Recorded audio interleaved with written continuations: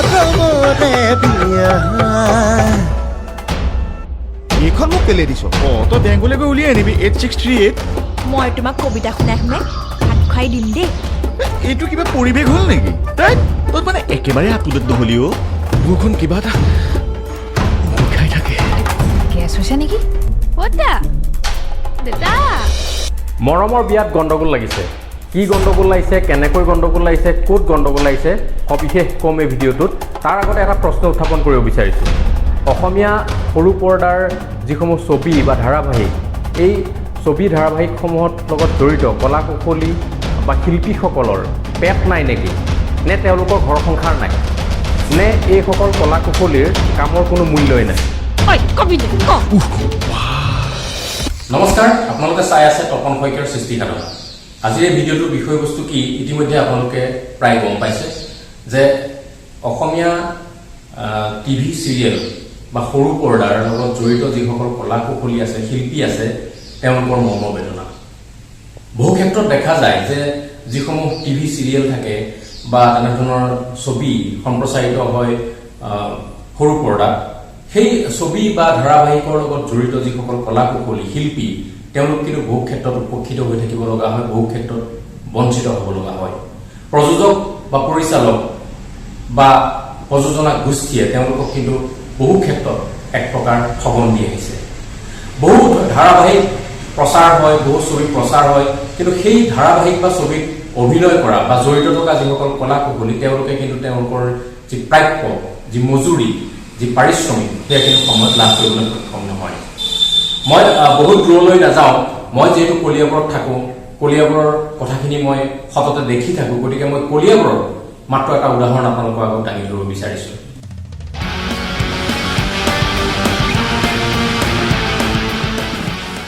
কিছুদিন আগতে জোনাক নামৰ যিটো চেনেল সেই চেনেলটোত এখন ধাৰাবাহিক সম্প্ৰচাৰিত হৈছিল মৰমৰ বিয়া এই জোনাক চেনেলৰ ধাৰাবাহিক মৰমৰ বিয়াত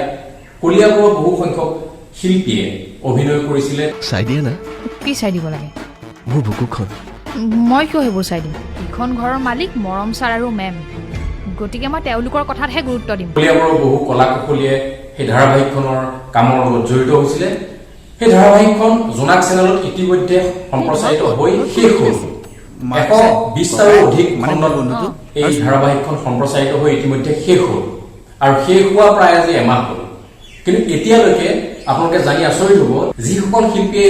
ধাৰাবাহিকখনত অভিনয় কৰিছিল তেওঁলোকে আজিলৈকে তেওঁলোকৰ প্ৰাপ্য মাননি লাভ নকৰিলে আৰু যিসকল কলা কৌশলী জড়িত হৈছিল বা যিবোৰ যাৱতীয় খৰচ হৈছিল আনুষংগিক সেই খৰচখিনিও কিন্তু আদায় আজিলৈকে দিয়া নাই প্ৰযোজক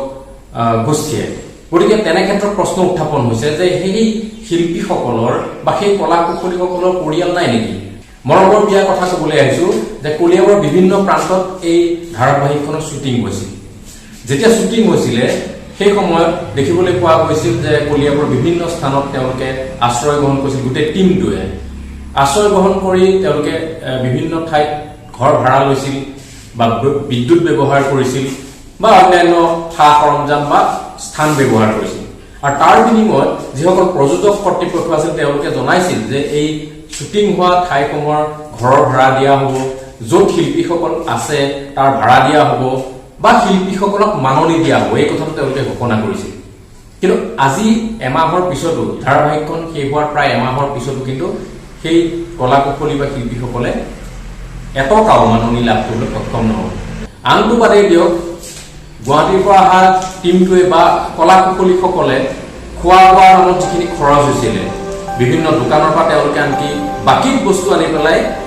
খাইছিলে বা খুৱাই পেলাই সেই শ্বুটিং হৈছিলে চলাইছিলে কিন্তু সেই বাকী দোকানৰ বাকীটোও তেওঁলোকে মাৰিবলৈ নোৱাৰিলে এনেকৈ মানসিকতা হৈছে সেই প্ৰযোজকৰ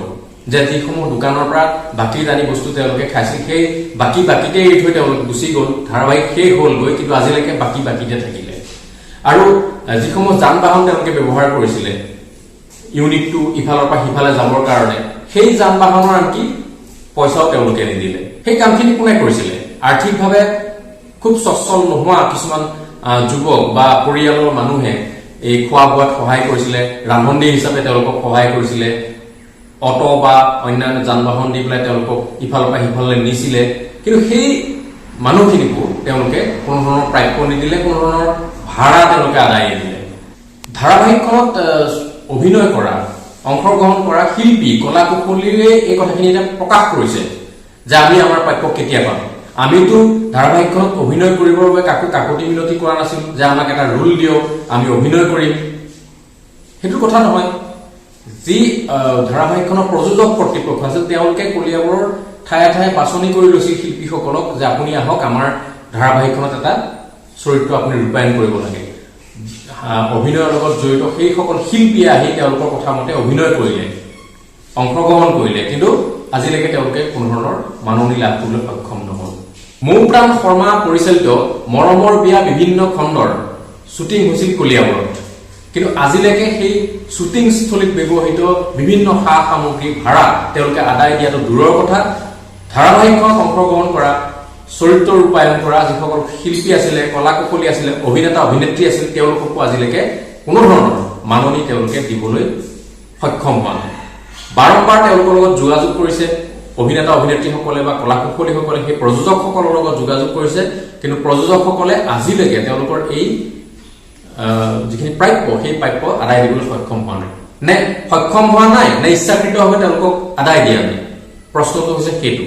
যদি তেনেকুৱাই হয় তেনেহলে এই সৰু সৰু ছবি হওক, ধাৰাবাহিক হওক বা সৰু পৰ্দাৰ লগত যিখিনি শিল্পী কলা কুশলী জড়িত হৈ আছে, লাইটৰ ল'ৰাজনৰ পৰা আৰম্ভ কৰি ৰান্ধনীজনলৈকে, তেওঁলোকৰ কি পেট নাই নেকি, নে তেওঁলোকৰ পৰিয়াল নাই নেকি? তেওঁলোকৰ কি বিনামূলীয়াকৈ তেওঁলোকে সেৱা আগবঢ়ালে আৰু সেই হৈ গ'ল নেকি? সেই সৰু সৰু পৰিয়ালবিলাকৰ কথা ওলোৱা এই প্ৰযোজক পৰিচালকসকলে চিন্তা কৰিব লাগে। তেওঁলোকে এখন ধাৰাবাহিক শ্বুটিং কৰিলে, টিভিত সম্প্ৰচাৰিত হ'ল, তাৰ বিনিময়ত নিশ্চয় তেওঁলোকে স্পনচৰশ্বিপ লাভ কৰিছে, বিজ্ঞাপনৰ পৰা ধন লাভ কৰিছে, তেওঁলোকৰ নিজৰ কমিশ্যন লাভ কৰিছে। তেনেস্থলত সেই ধাৰাবাহিকৰ লগত জড়িত অভিনেতা অভিনেত্ৰী বা শিল্পী কলা কুশলীসকলক তেওঁলোকে কিয় তেওঁলোকৰ প্ৰাপ্য আদায় দিব পৰা নাই, সেইটোৱে হৈছে প্ৰশ্ন। মৰমৰ বিয়াটো কেৱল এক উদাহৰণ। এনেধৰণে আৰু বহুত কথা ওলাই থাকে, বহুত কথা শুনা যায় যে এনেধৰণে অসমীয়া চলচ্চিত্ৰ জগত হওক বা অসমীয়া এই ধাৰাবাহিকৰ ক্ষেত্ৰখনত হওক যিসকল শিল্পী কলা কুশলী জড়িত হয় তেওঁলোকে কিন্তু সময়ত তেওঁলোকৰ প্ৰাপ্যটো আদায় নাপায়। গতিকে যদি তেনেকুৱাই হয় তেনেহলে এইসকল শিল্পী কলা কুশলী চলিব কেনেকে? তেওঁলোকে এই শিল্পকৰ্মৰ লগত জড়িত হৈ থাকে, অভিনয়ৰ লগত জড়িত হৈ থাকে বা যিসমূহ যাৱতীয় কাম থাকে এই ছবি জগতৰ লগত জড়িত, সেই কামখিনি তেওঁলোকে কৰি থাকে। কিন্তু যদি সেই কামখিনি কৰি তেওঁলোকে প্ৰাপ্যটো আদায় নাপায় তেনেহলে তেওঁলোকে কৰিব কি? যিখিনি সময়, জীৱনৰ যিখিনি মূল্যৱান সময় তেওঁলোকে এই কামত বিনিয়োগ কৰিলে বা এই কামত দিলে, সেই কামৰ বিনিময়ত বা সেই সময়খিনিৰ বিনিময়ত তেওঁলোকে কি একো প্ৰাপ্য পাব নালাগে নেকি? যদি কোনো ধৰণৰ প্ৰাপ্যই নাপায় তেনেহলে সেইসকল কলা কুশলী, সেইসকল অভিনেতা অভিনেত্ৰী বা শিল্পীৰ পৰিয়াল চলিব কেনেকৈ? সকলোৱে ভাবক কথাটো, আৰু ভিডিঅ'টো শ্বেয়াৰ কৰি সেইসকলক হাতত যাতে পৰে তাৰ ব্যৱস্থা কৰক, যাতে তেওঁলোকে এবাৰ আৰু ভাবি চায় যে এইসকল কলা কুশলী বা এইসকল শিল্পীক ন্যূনতম মজুৰিৰ পৰা বঞ্চিত কৰাটো কিমানখিনি সমীচীন হৈছে। ধন্যবাদ।